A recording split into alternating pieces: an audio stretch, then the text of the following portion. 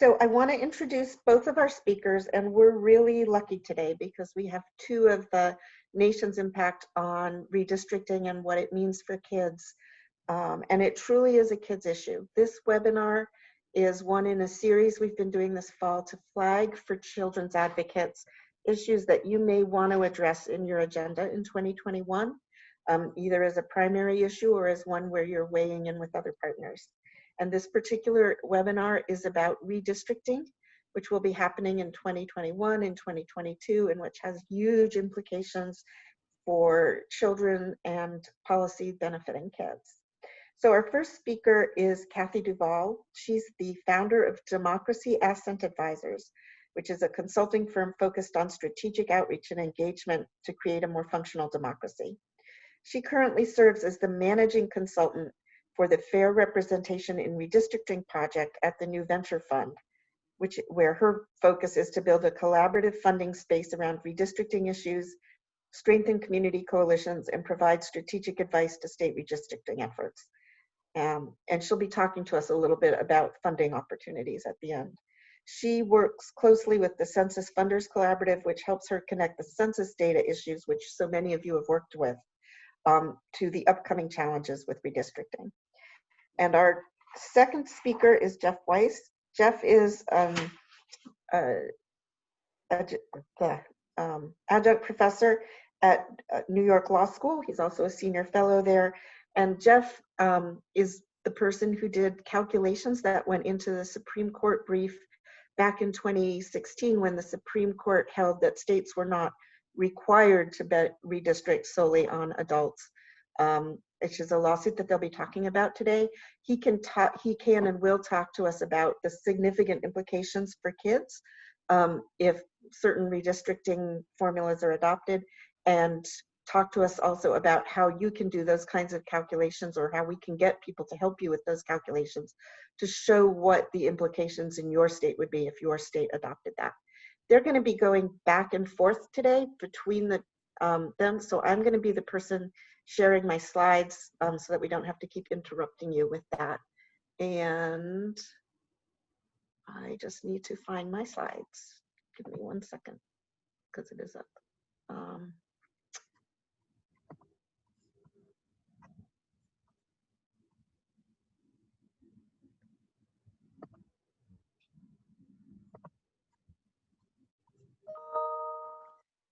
Okay.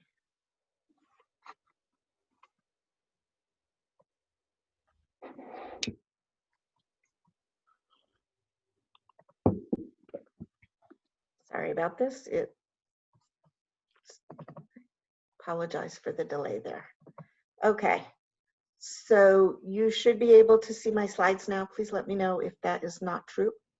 And Kathy, I'm going to turn it over to you. Great. Thank you so much, Debbie. And thanks everyone for joining this conversation. If you want to go to the next slide, the redistricting is important. It happens every 10 years.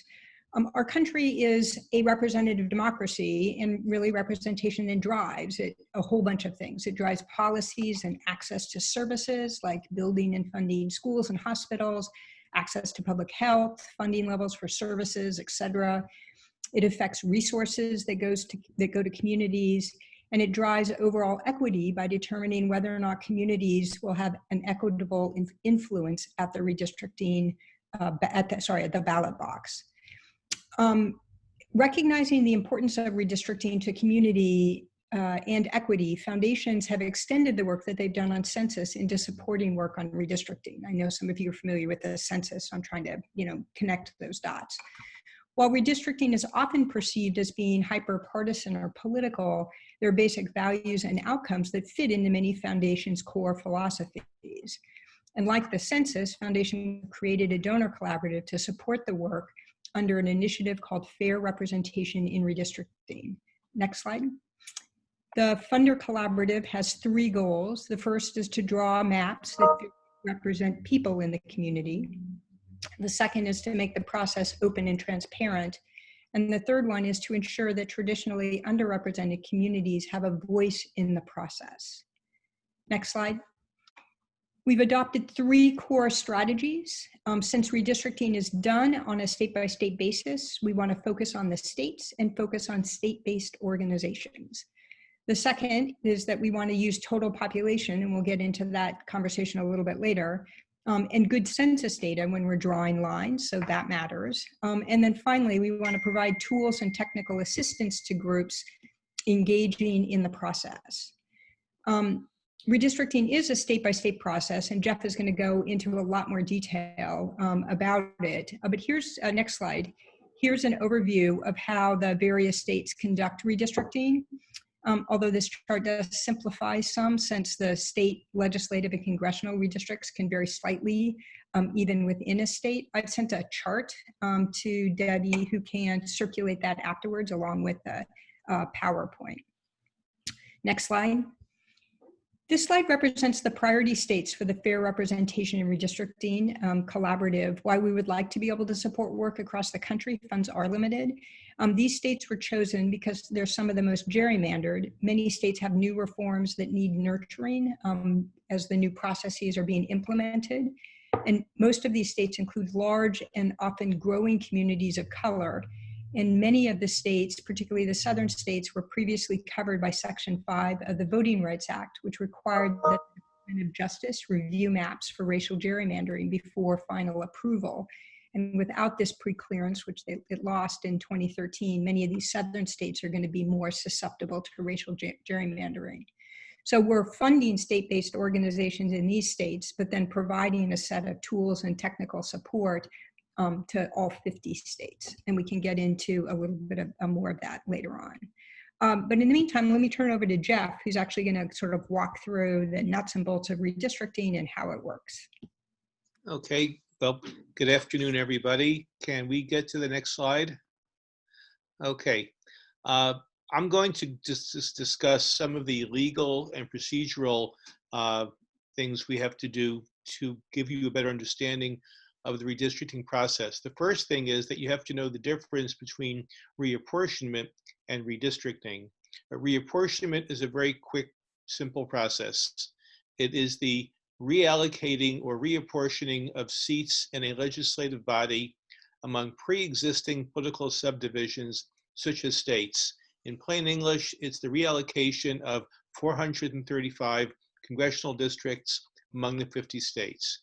Once that's done, we go into redistricting, which is the actual line drawing process to redraw district boundaries within a state for congressional state legislative districts, or in a locality for your city councils and town boards.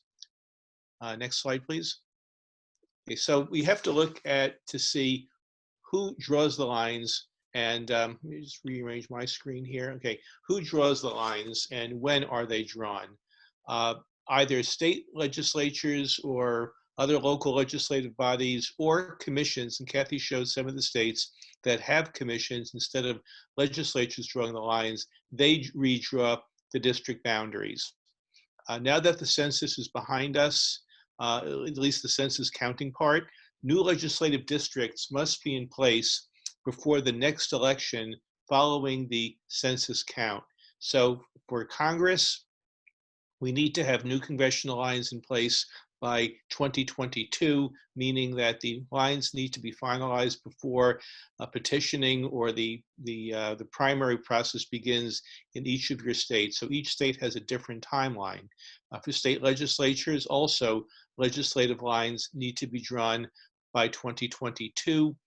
2 states, Virginia and New Jersey, will have state legislative elections next year, but it's unclear at this point what data they're going to have or what lines they're going to have in place for their 2021 elections. All other states have elections for legislatures in 2022.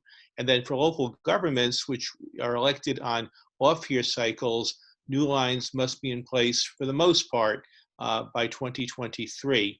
And if legislators or commissions fail to draw new maps based on lawsuits brought by almost anybody or organizations, voters, the courts might step in. Next slide, please. Okay, so how are the district lines drawn? Generally, a legislative body or a commission develops a process for public input. This is where you all come in with hearings, comment, draft plans, and approval. We need to have a robust, fair, and transparent outreach process that provides input across the board. Each state or locality has its own sets of rules and criteria. State courts can always step in at the state level and review partisan gerrymandering. I put that in there just to mention that we have federal law, we have state law, but the Supreme Court ruled that partisan lawsuits cannot be brought in federal courts, but can be brought depending on state laws, state bills of rights on right to associate in state courts.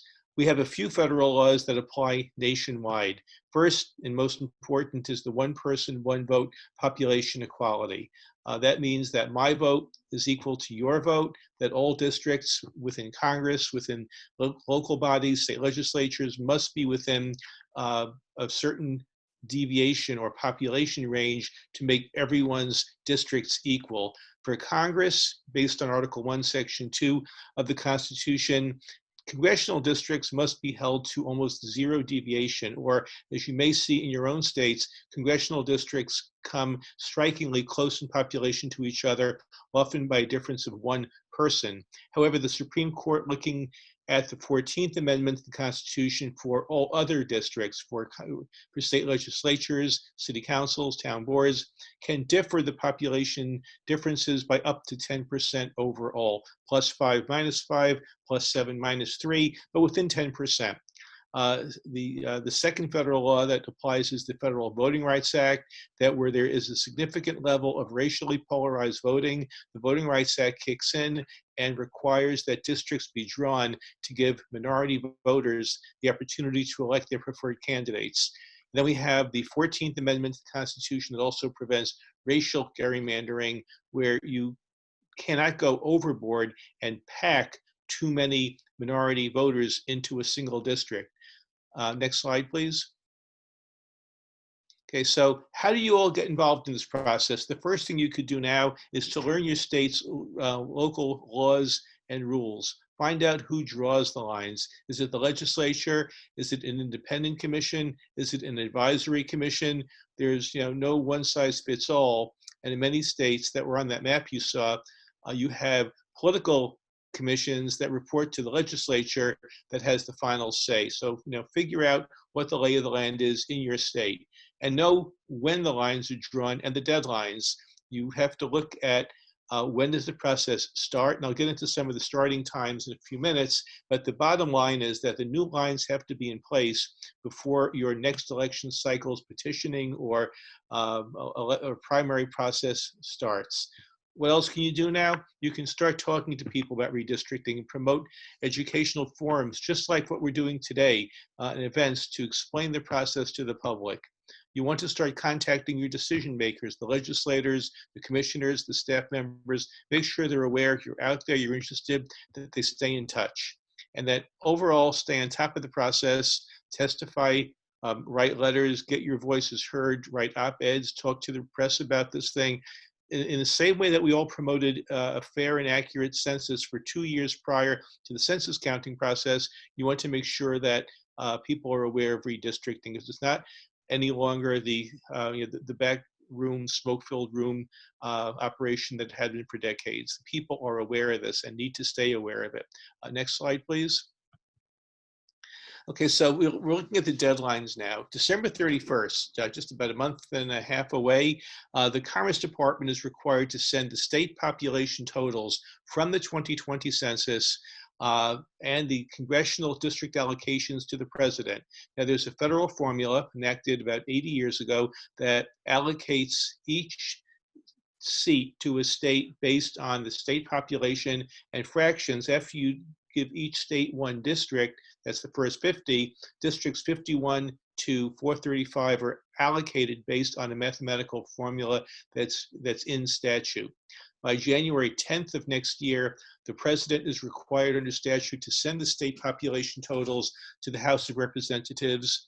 And then within 2 weeks after that, by January 25th, the clerk of the House is required to send the state population totals and the district allocation of seats to the states.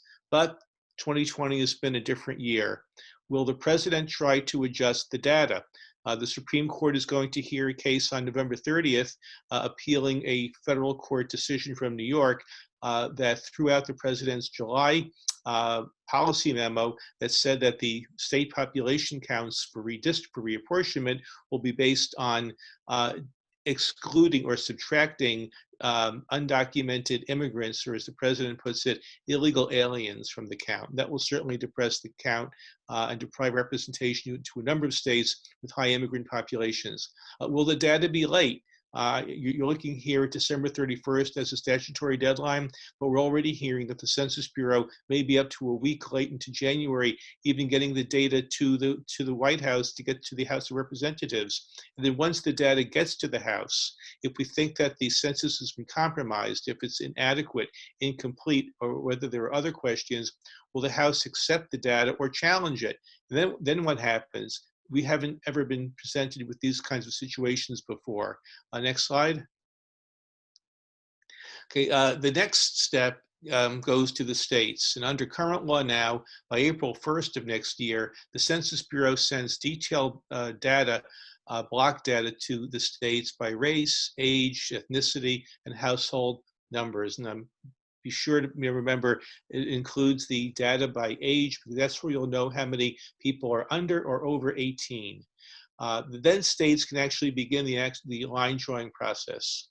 Now, before that happens, because of the census controversies we've seen, we have to ask the question whether states will be challenged for attempting to use census data that could be incomplete or inaccurate or compromised in one way or another. And a state plaintiff, rather, could ask a court to stop the line drawing process because the data is suspect. This has never happened before either, in this context, but we'll see what happens. And then, as I mentioned before, states and localities have to work out their own timetables so that they have their plans in place before the next election cycle gets underway. Next slide, please. Okay, so again, we're dealing in a totally different world in 2020. So I'll just include a few points on what might to expect with the unprecedented. The president may try to subtract certain numbers from state population totals for congressional, actually that should be congressional reapportionment. We've already seen the rejected citizenship question. We've seen the president's memo of July of this past year, where he sought to subtract undocumented immigrants. Three federal courts have rejected that as illegal, beyond his scope of power. But the first of those decisions coming from New York is being heard as a challenge by the Trump administration in the Supreme Court on November 30th, which does give the court enough time to reach a decision with the new justice on board before the end of the year. And another question, will Congress or the courts extend this deadline or any of the other deadlines? This is all on the table now. Next slide. Okay, that concludes my first part, so I'll hand this back to Kathy. Kathy, turn your mic on. Yeah, I was just catching that. Thanks, Jeff. So Jeff explained that part of redistricting is equalizing population among the districts. There's a conservative movement afoot to limit who is represented to citizens only or even eligible voters. So what I want to do is provide a little bit of background on that and talk about the implications. So in 2014, two plaintiffs, Sue Evenwell and Edward Fenninger, argued that district populations ought to take into account only the number of registered or eligible voters residing within those districts versus using total population. And their argument was that because their district had more voters than other districts, it was in violation of that equal protection clause of the 14th Amendment that you're equalizing the voice and influence. The case, known as Evenwell v. Abbott, wound its way up to the Supreme Court, who in 2016 then ruled unanimously that states may draw districts using total population. 6 justices wrote a concurring opinion that emphasized the constitutionality of requiring the use of total population. However, there was a concurring opinion by Alito and Thomas that argued the other way, that whether or not a state is permitted to use some measure other than total population is an important issue that is not yet settled at this time. That was in 2016 by 2 justices, but those 2 justices are now potentially part of a 6-3 majority on the court. Next slide, please. This chart tries to visually explain what happens to representation when you move from using total population to citizen voting age population, or CVAP, or more easily understood as eligible voters.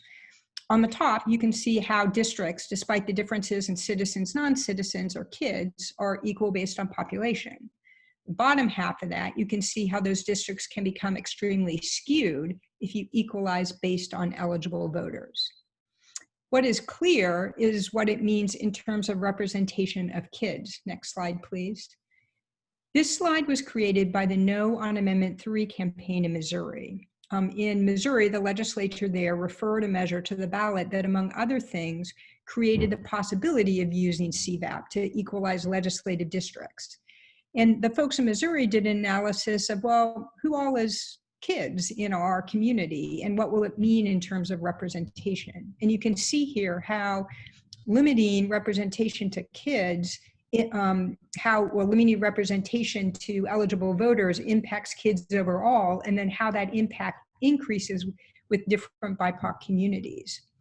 Sadly, Amendment 3 was narrowly passed by voters last week, primarily due to misleading ballot language. So anticipating national movement to using eligible voters where possible, we conducted some research on voter attitudes. Next slide, please. The bad news is that voters are divided on the issue. And when we asked the question and did this research, we actually used both if you just don't include citizens or if you don't include citizens or kids, or if you used voting age population. What we found is that that it's a little bit like voter ID, that when people first hear it, they confuse representation in voting and don't think that those populations should be included. And so they, some people are for it and some people are against it. The good news, next slide, is that a lot of the messaging works. And this particular message, that population numbers for legislative districts are crucial for our entire community because representation determines how many road repair projects are funded, how much affordable housing gets built, how many fire trucks you can insert, your kid and community service benefits that come from representation into this box. And what the campaign found is that not only did a message like this work particularly well with, pretty well with voters, it worked really well with elected officials and grass top leaders. In other words, people believe that if kids are not represented, then they won't be resourced. And mayors, the media, local elected officials were opposed to using eligible voter totals, regardless of their party affiliation. So it's a great grass tops message. I do want to say, next slide, please, that the threat from this new challenge is not across the board. In fact, most constitutions state constitutions require that total population is used. The highlighted states here, though, don't have that requirement in their constitution or in their, and in the case of Mississippi, it's just in by statute, so it could be easily changed. And Texas, the constitution requires you use total population for the House, state House, but not for the state Senate.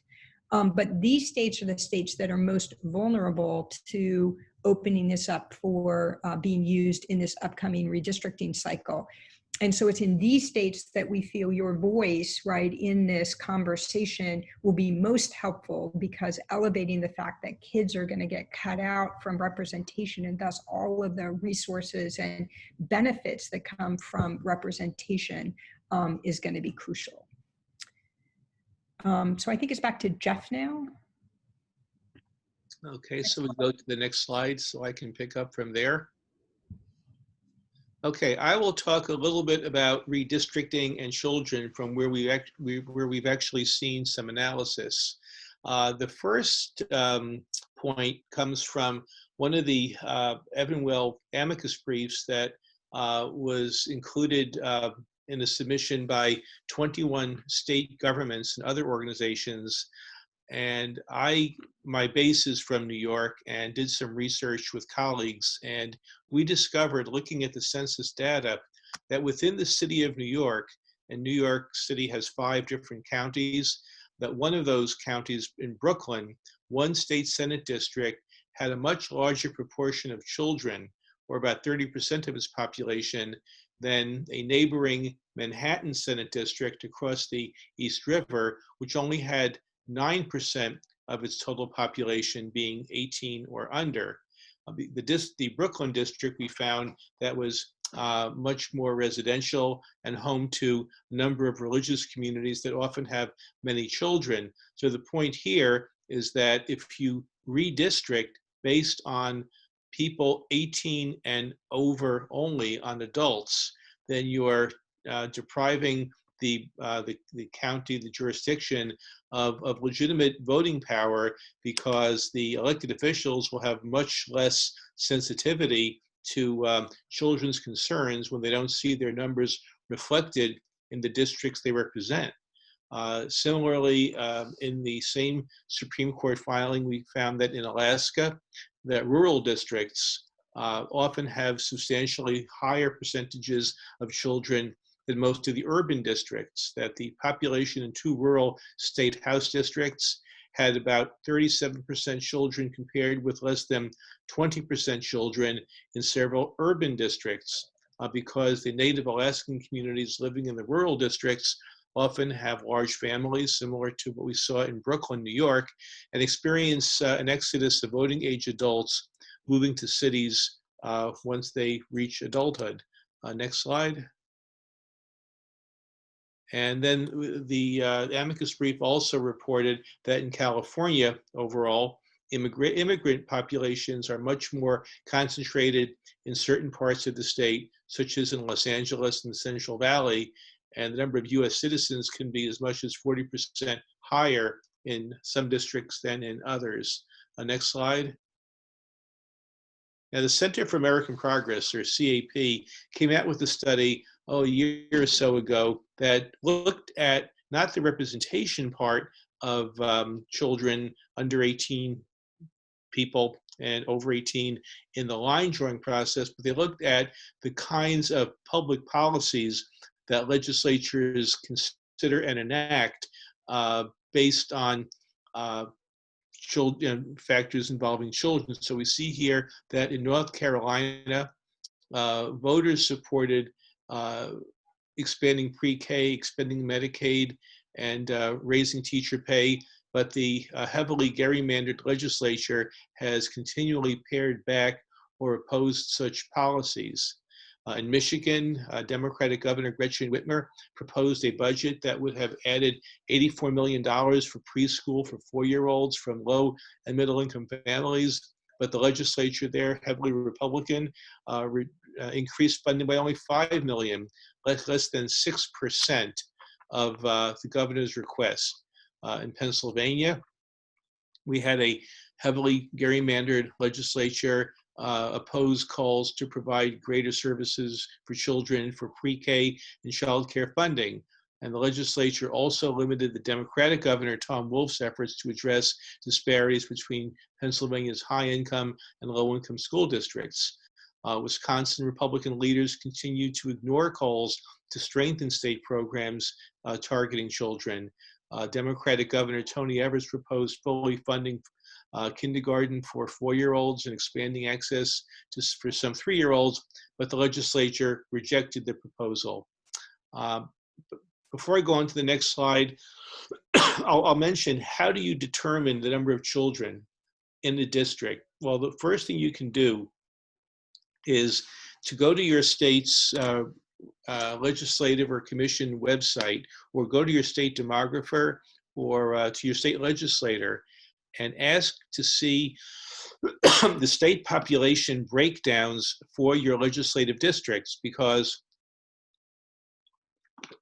the Census Bureau provides data to the states, and not to get too arcane about it, but it's called the PL, or Public Law 94-171 file, named after the law that required this to happen. But the data is provided to the states by race, Black, Hispanic, Asian American, white, ethnicity, whether you are Hispanic or some other ethnicity, and by age, whether you are 18, under or over. That's an important point when you draw districts involving the Voting Rights Act and the ability of minority voters to elect preferred candidates where you have vote dilution. But importantly, for our purposes today, it tells you who the kids are. Kids meaning infant to 18, but it gives you a set of numbers to look at. So you can see for each district what the percent of children are. And looking at Missouri, if those districts were drawn, leaving out half the populations of some subset groups, you can see the kind of impact it would make. So your first tool, your first task to look at what the impact would be, is to take a look at your current district lines. How many children are in each one? That's what I did to look at New York, where I saw that a Manhattan district had one third less the children in a neighboring district in Brooklyn, just a few miles away. Next slide. Now, so we're back to Kathy.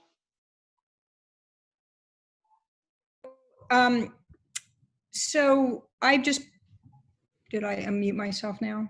Yes. You're So as I mentioned at the top, that we have identified 14 priority states. I just put those into the chat. In those 14 states, we've started to fund state-based organizations, and those are listed there. And I'm happy to, if you are from one of those states, figure out how to connect you to who were kind of, like the one or two kind of coalition leads in those states, so you can connect with them to plug in. There are a few other states like California, Illinois, Massachusetts, New Jersey, and New York, where there are also coalitions that are coming together. And again, either Jeff or I could connect you to the right players in some of those states. And just to sort of, pick up what Jeff had said, that, sort of like learn the process and then start to talk to your other policy allies about what they're doing to engage in the process. What we know is that it's sort of redistricting in the independent commissions, it really is a matter of testifying and presenting the maps, but that the more granular you can make the data, the better.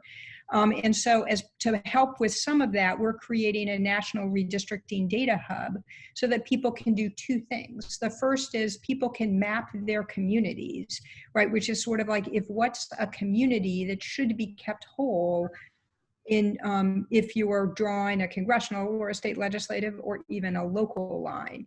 And so being able to turn that into a data point and include it in analysis around, is a map keeping that community whole or is it separating it? And so there are data pieces that will be available for all groups. But then we actually feel, and I saw a question just about how effective are hearings. In some states, it's a challenge, right? But what we do know is that the more the comments around the maps can be specifically sort of geospatially put onto a map, the more effective that they will be, regardless of whether or not the process is through the state legislature or through an independent commission. And then the theory, at least in these 14 states, as well as I know that the coalitions in that the other states as well are thinking about, is how can we work together to leverage as much power as the community may have to really try to leverage fair representation out of the upcoming process.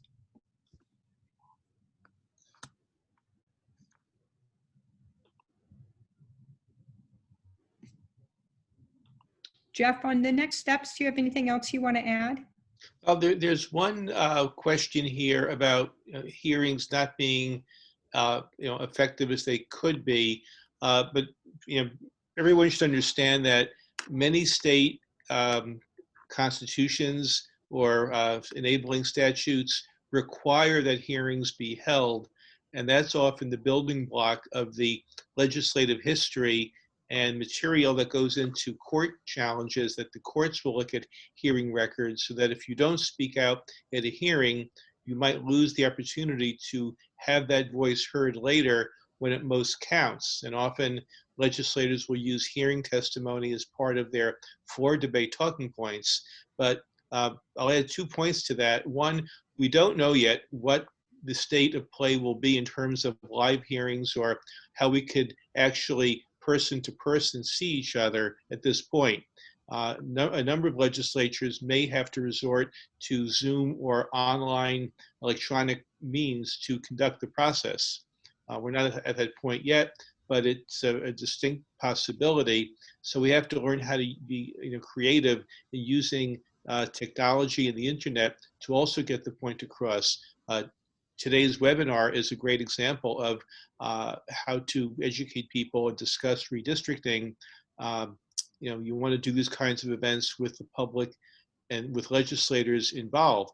There's one event like this in New York on November 24th, where 2 members of the Redistricting Commission, Common Cause, Hispanic and Asian American groups will all be presenting to several hundred people on the process, learn about it, and really interface with each other. And the second thing I'd mention is that letter writing, phone calls, lobbying visits, if they take place next year, you've got to use every opportunity to get this on the radar of legislators. And it's not always just the decision makers. You want to make sure your local legislators whose districts end up on the chopping block or however they're drawn, need to hear from their constituents about this.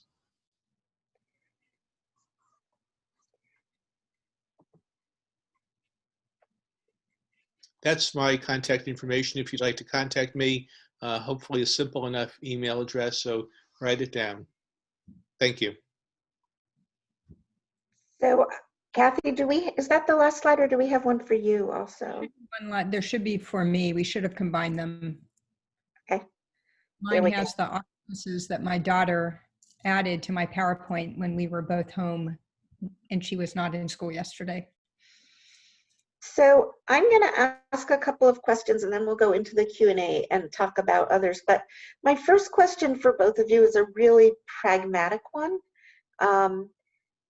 In order to redistrict using only voting or people of voting age, they need the data for that.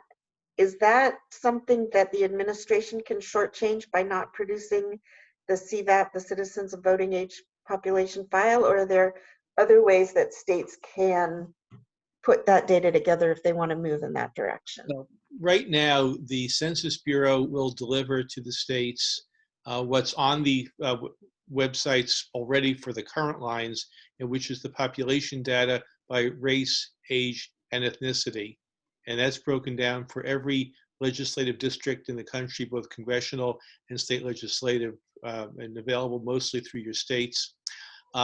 The CVAP file is one where the Census Bureau uses the American Community Survey, what we remember years back as the census long form, but now a periodically taken survey of a small portion of the country on an annual ongoing basis.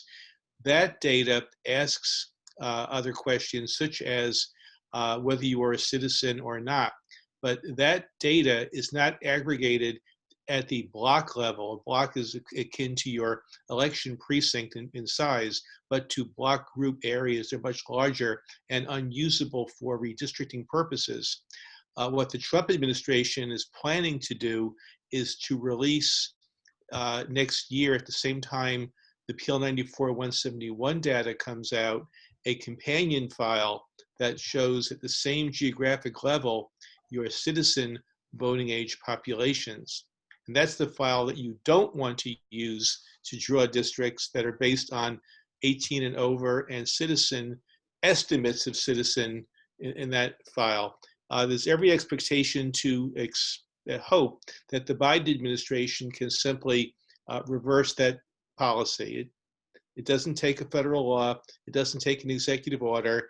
It basically takes the effort to say in one single sentence by the Secretary of Commerce next year that that data file is not going to be accurate. It will not be released to the public or to the states.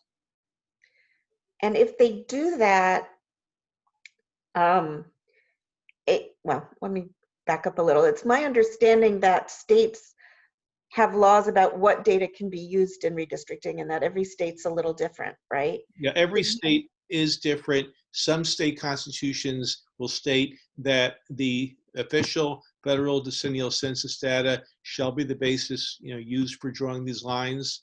That is not to say the CVAP file, which is a separate file, is part of the official census data. It's an ancillary data set if it ever does get released. But some state constitutions are very silent on what data to use, and some state constitutions say specifically that the state may augment, change, or replace the census based on certain factors. So my follow-up question is, assuming the administration does not release the CVAP file, some states still have a way of bringing in data that breaks out adults from children and redistricting just based on adults. Is that right? We are hoping politically that it will, because that if the file isn't released, that we can make the argument in court that it is not, even if the file is released, that the data is not accurate enough to be able to use for this purpose. Yeah. And so the easy way to stop a lot of the Evanwell 2.0 activity would be to kill that file. And so the question is, will the Census Bureau be able to get it out, which we don't think it will before Biden comes in? And then the question, so that's the biggest threat could be stopped by Biden just doing an executive order that prohibits that file from being released. And then I think at the state, vigilance to be sure that we're not, states aren't using something that approximates some of that from any of their state-based. If a state uses the census data as it has been in past decades, and a group comes in challenging the state, asking or demanding that it use a different census database, it's going to be up to the challengers to prove that it's going to be more accurate. And I don't think that can happen. The Supreme Court has held that a state at the state end can use an alternative census database to draw the lines, but it must be rational, fair across the board, and relatively reflect the same kinds of data that the census itself would have shown. To be on point here, in the 1960s, Hawaii redistricted its legislature based on the number of non-military residents. They took they used registered voters. And the court analyzed the registered voters list against the census data and found that they really compared down the line to each other, that the registered voter list was pretty accurate compared to the census data. So the court said you can use an alternate census database if state law permits it, but it's got to be fair, rational across the board, and applied evenly. Okay, so what I think I'm hearing you say is that things that, or the implications of what you're saying are that state and local child advocacy organizations' options for working on this issue include potentially being a plaintiff in some of the lawsuits challenging bad data choices, because you can show the harm to kids, you can be representative of that, and also doing some of the data calculations that show that the alternate data sources don't meet that test. Are those two things that our groups maybe should be thinking about being prepared to do? Third one would just be, which you already are, just an advocate with the state decision makers about why it's important for kids to be represented, right, fairly in the redistricting process. Right. So I want to go now to the questions that people have asked, and we've got three in addition to the one that was already answered. One is, I think you've pretty much talked about this, but I just want to check if you want to elaborate. Hearings are not welcoming or effective. What better opportunities are there to engage communities in the redistricting process, especially given COVID? Yep. And what state is Patricia from?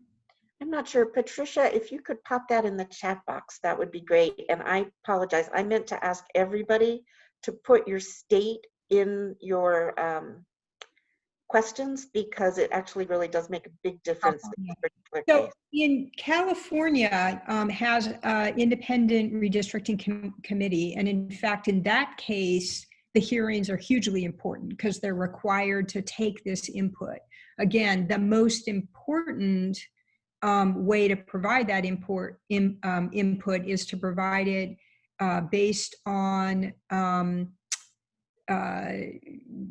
data points, right? Because it's the easiest, rather than just sort of verbal comments, because it's actually the easiest to incorporate. So there is a coalition in California where that have come together to do for community organizations to do joint mapping together, in particularly around the Unity Coalition work. So where you have African Americans and Asian Americans and Latinx living in close proximity, depending upon how those lines get drawn, you could get one of those communities or the other could get that representation. And so the unity mapping process is to get those groups to do it together and then to see if they can jointly agree how to share power when you're looking at the different levels of government across the board. So congressional, state legislative, and state assembly, all of which are, sort of all large seats, right, in California. And so there are, and they'll be testifying, right? But then in addition, both advocates in California and in other places are starting to use tools that don't draw maps. What they do is they map communities. So they literally are able to put a circle around a community, whether it's a ethnic or racial category or a school district, right? And so you could map a community that's important and get that data point in to the broad assessment that would allow us to look at, and evaluate the maps based on how it impacts those particular communities of interest. So there's some the mapping of communities of interest specifically is going to be significantly more widespread, not just in California, but actually across the country. Jeff, do you want to add to that before we move on to the next question? I think Kathy answered it. Okay, so Patricia had a second question, and I particularly like this question because it does emphasize the levels of redistricting, right? How do we help our communities understand the importance and difference between local, county, and state redistricting and engage them in all? And I would add to that, in some cases, it's school boards, which obviously are critically important for kids. It's a matter of education and persistence. And one of my colleagues in New York with the Health and Welfare Council of Long Island used to joke that for 2 years, everywhere she went, everyone she talked to was census, census, census. When will she finally go away? But we have to raise that ante in terms of redistricting because it might be hard to understand at first and the rules may be complicated, but you need to learn the process. There are organizations and states that are beginning to publish different kinds of primers that explain the process. I'm probably doing about a webinar every other day explaining the process in the most basic, non-threatening way as possible. But I say, look outside your window, the streets, the highways, the schools, the hospitals, Kathy mentioned fire trucks. All of those things are determined by accurate census numbers and then approved and delivered by the elected officials. So that's where it's all relative, it's all local. And unlike 10, 20, 30, 100 years ago, when the media wasn't paying attention to this as much, all of the gerrymanders we've seen across the country, made the state legislative races so competitive last week. and the media and the public is now watching redistricting. You want to take it the next step and really get the grassroots involved in the process in a way it never has before. And the more pressure there is, the less likely we're going to see the kinds of things we saw of secret line drawing bunkers in Ohio, or secret hotel rooms in different cities, or thinking a law firm can do all the work for you outside the legislature. The trick is that you've got congressional redistricting, you've got state redistricting, and local redistricting. State and congressional are often done at the same time by the same bodies in your state capitals. But the local redistricting takes a step back because that process is delayed given the election cycle. But you've got to learn the process for all three, the rules for all three if they differ, and be tenacious about it. So then our next question is from Peter Chen, and Peter is from New Jersey. Is there some resource that can identify which congressional or legislative districts have the biggest gains and losses in child population since 2010? He's thinking it might be helpful for communicating which communities might get left out or harmed by gerrymandering processes. I'm going to add to this before you answer. If people have other ideas for data resources that would support your work, can you please pop that in the chat or even in the Q&A? Because if you guys are interested in doing this work and need data resources that are like more nationwide, that might be an important role for the partnership to support your advocacy. So if you have other ideas for what kind of data would help, please let us know. Kathy and Jeff? Great. So the answer is we have some of the data, but the work still needs to be done. So as part of we have a national redistricting data hub that will get launched in January, but we've started to pull together some of the data pieces for it.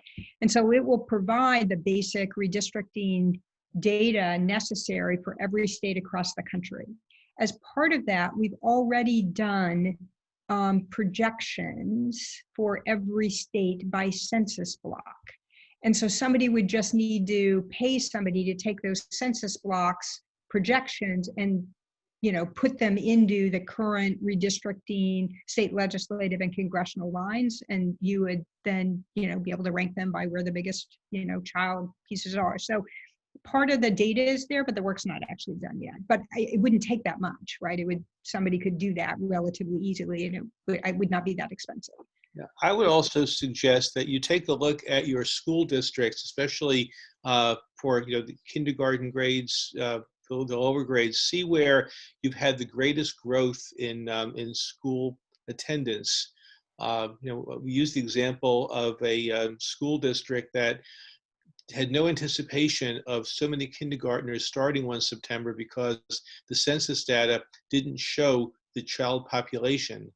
And when you look to see where aren't there enough classrooms, where don't you have enough teachers, those are the areas that have the biggest growth in children. And that can help you in a real world sense as to start targeting without getting into the micro data, which you should also do. So I'm going to move us on to our next question, which is from Krista Scott. And Krista actually is from the philanthropic community. How can philanthropy fund folks to come together to foster the right partnerships between experts and organizers? What is the need, and how will that build long-term power and relationships between community organizers and advocacy groups? Yeah. She's in Pennsylvania, but she's also with a funder. Yep. So Pennsylvania is an easy answer on that, actually. So the center of gravity for that work of all the organizations that came together to work for the census, a subset, but everybody who worked on the census is invited, have already started to have those conversations about redistricting in Pennsylvania. And it's Pennsylvania for the state legislative lines, although there's a Republican legislature, the lines will be drawn by Democrats, or at least a Democratic majority, because of a court appointment. And yet Pennsylvania has one of the biggest discrepancies between communities of color and representation in the state legislature. And so the coalition is really looking at how can they leverage some of the census and civic engagement and leadership development work they've been doing in a bunch of counties, including in Bucks County, into representation and power in the legislature as advocacy then for some of those goals. And so the person who's leading up that work right now is Erin Casey at Pennsylvania Voice, and I'm happy to make an introduction. They are putting together a plan. The national funders have already started to fund some of that. And there's a movement by some of the Pennsylvania-based funders on both the east and the west side of the state to support and lift up some of that work. And so now that as the counting is concluding in Pennsylvania, folks will start to turn to finalizing some of that plan. And then ideally, each state will then be doing a briefing of funders who are interested in Pennsylvania, both in-state funders as well as out-of-state funders. Yeah, I've also seen in another state in the Northeast where the group that funded census outreach activities stayed together to begin looking at how to fund some of the voting rights and civil rights groups that will then work together amongst themselves to draw the best kinds of Hispanic and Black district plans. I'm aware also of support for educational institutions that are creating roundtables or non-threatening educational forums to educate the public. We're doing that in New York as an example. Great. I'm going to go on to the next question, but I'm going to preface it first by saying it's actually from Joe Battistelli from CHN, and secondly by saying this, the partnership members are focused on state work. That's their primary focus, but many of them also engage in federal advocacy. So the question then is, aside from stopping the CVAP file from being sent to the states, what else can be done at the federal level to ensure children and other vulnerable populations are included in redistricting? What should our state members be looking at as part of their federal agenda? Yep. So Speaker Pelosi has asked the community to sort of redistricting community to help put together some of the provisions that would appear in HR 1, which will be the broader government accountability, money in politics, and now redistricting. In 2019, when they passed the bill, it included this vague thing about creating an independent commission. This time, the specifics, because independent commissions won't be able to go into effect for this upcoming redistricting cycle, that it will actually include a lot of the criteria that would prevent CVAP from being used. It would make the process more open and transparent. It would take away legislative privilege, which would be huge in terms of understanding why people are doing things and allow us to really hold those legislators accountable to what's going on, as well as a number of other, it would put back in the voting rights part around redistricting, even in advance of the revision and reauthorization of the Voting Rights Act. So at the federal level, the focus will be around HR 1. I think people had hoped that we would have, sort of pro-democracy majorities in both houses of Congress to be able to move that through. We won't know that yet for another couple of months about whether or not we'd be able to get that through, but that's where the federal focus will be on redistricting, is the sections of HR 1. And Pelosi's office has signaled that they're gonna, do that again. Okay. Our next question is from John Wilson in Kansas. And his question is, their Democratic governor announced she's interested in a nonpartisan redistricting commission. If we wanted to get behind an effort like that, who has the best model? I'm going to add on to that for John. Is there any kind of realistic timeline that would let that play out for the 2021-22 redistricting, or is that really a longer term vision? I'm going to add to John's question there. There's some great strategies that states are looking at doing. And so in 2011, Minnesota, with support of the Joyce Foundation, actually they created a shadow commission, right? Their process was the legislature draws and passes map, the government approves or vetoes it. You had a Republican legislature, a Democratic governor, and they knew the maps were going to get drawn behind closed doors. The governor would veto and he'd go to the courts. So the foundations helped stand up this shadow commission that held, like appointed commissioners in this bipartisan group. They held hearings in every congressional district, and then they drew maps. And then when the Republican legislature behind closed doors passed maps, governor vetoed it. Not only did those maps go to the court, but these publicly drawn, shadow commission maps went to the court. And the court made a few changes, but by and large, the congressional maps that Minnesota is operating under today come out of that particular process. The governor in Wisconsin, recognizing, right, he's got a Democratic governor, has got a Republican legislature, he created a People's Mapping Project out of the governor's office. And so he's doing it again. It's what we know that under that scenario, you're likely to end up in the courts. And so how do you create the facts and circumstances that are necessary, right? And opportunity, if you can't actually even get the legislature to hold the hearings, can we do it some other way? So there are a couple of other states like Georgia that's trying to consider that, and Ohio in conjunction with a state university there. Kansas has the challenge in that there's a supermajority, right, that can overrule the governor. So the legislature to draw maps, the governor vetoes it, and the legislature could just override that. And so it seems like part of the strategy is to figure out how do you not let that override happen, right? It's sort of like how do you make the process so transparent, right, under whatever the Kansas laws are, that it might give you something and some reason to be able to appeal it ultimately to the courts. Yeah, in Virginia in 2011, the Republican governor appointed a similar outside commission. That commission was bipartisan. It held hearings. It used a public mapping contest among college students to develop maps. And the governor and the Republican legislature walked away from it. But when the minority Democrats debated redistricting on the floor of the House of Delegates, those maps were used as examples of better maps. And although it took 7 or 8 years to litigate, by 2019, just last year, a lot of that outside commission's work, the genesis of throwing out about nearly a dozen state House of Delegate district maps, came from that kind of work that a commission did in 2011. So I'm going to follow up with the comment. It's not really a question, but I'm going to make it a question. From Kansas, also, she works with John. I'd love to see another webinar to help us look out for gerrymandering or partisanship as our legislative body works on redistricting. Would you guys be willing to work with us on putting together a second webinar, maybe with a combination of how do you spot it, how do you do the actual data crunching, maybe bringing in some state groups who have done some effective work on this? Or can you identify for me people who would do that? Because it sounds like we've got interest here.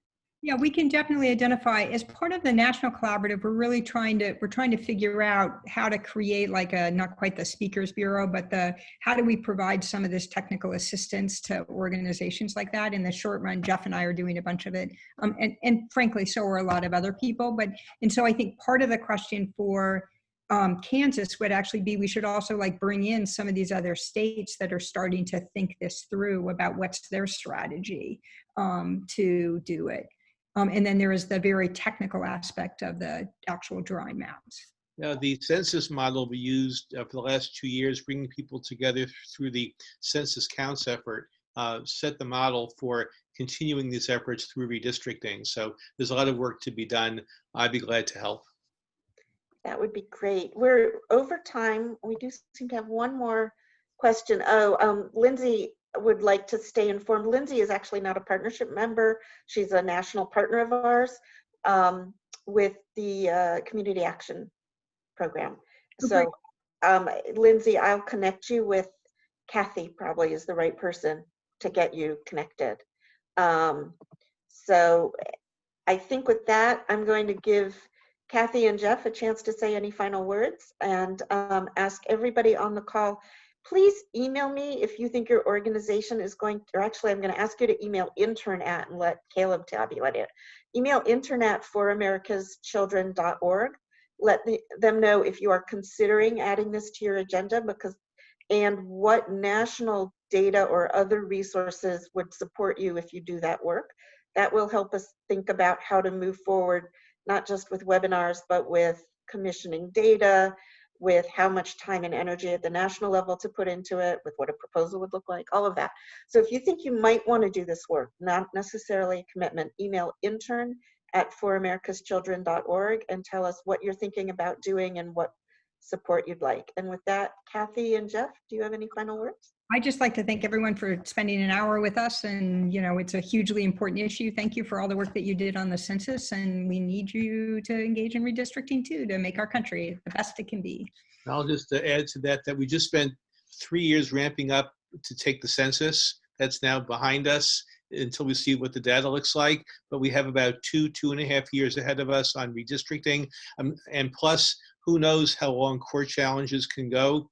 Usually this was a process that would start in the first year of the decade, wrap up by the end of the second year, and we'd go away for 8 years. But this is now an ongoing process, more so, unfortunately, because of the mistakes made by legislators in drawing the wrong kinds of districts that require court action. But you can get in on all of this at the ground level now. Okay, I am going to send everybody the email just in case it wasn't clear. So hang on 1 second.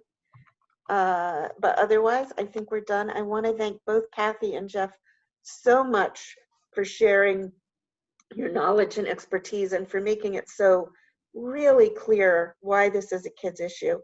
I know this is a tough issue for a number of us because your work is typically nonpartisan, right? And this feels partisan, but it is in fact a kids issue. You're going to have to balance how to walk that tightrope as you work on this. But if you're going to make any progress on kids policy in the next decade, it'll be an awful lot easier to do it if your redistricting is done fairly, and particularly if it includes kids as well as adults. So I wanted to put this in front of you. Your agendas, as always, are your call, your decision, but I wanted to give you the information to make an informed call. And I look forward to hearing from you what you're thinking you do and what you would like us to do to support you. Thank you so much, Kathy and Jeff, and everybody have a great day. Okay, bye, everybody.